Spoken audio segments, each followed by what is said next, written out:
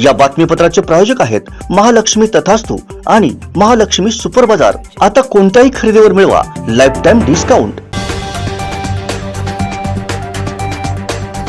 महाराष्ट्र दहशतवाद विरोधी पथकाकडून 64 कोटी 36 लाख रुपयांचे अंमली पदार्थ सोमवारी नष्ट करण्यात आले।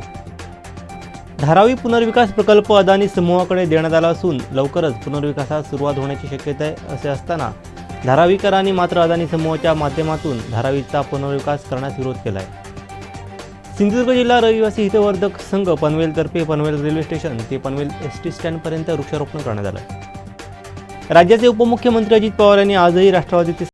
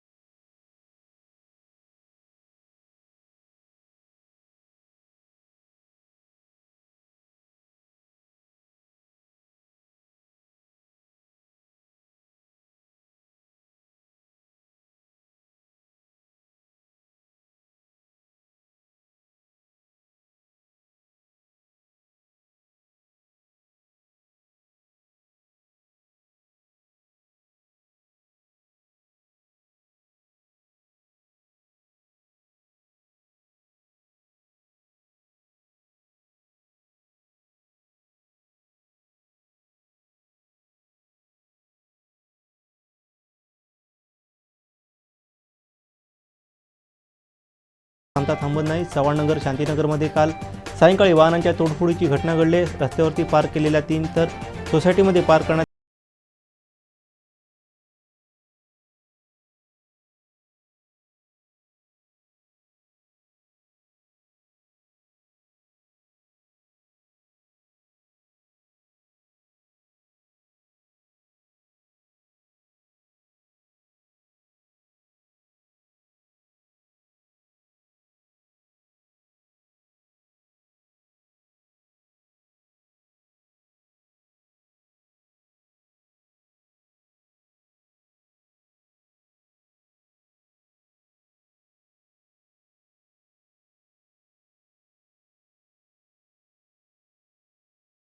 पत्राचे प्रायोजक आहेत महालक्ष्मी तथास्तु आणि महालक्ष्मी सुपर बाजार। आता कोणत्याही खरेदीवर मिळवा लाईफ टाइम डिस्काउंट। घडामोडी आणि थेट लाईव्ह पाहण्यासाठी सबस्क्राइब करा, लाईक करा।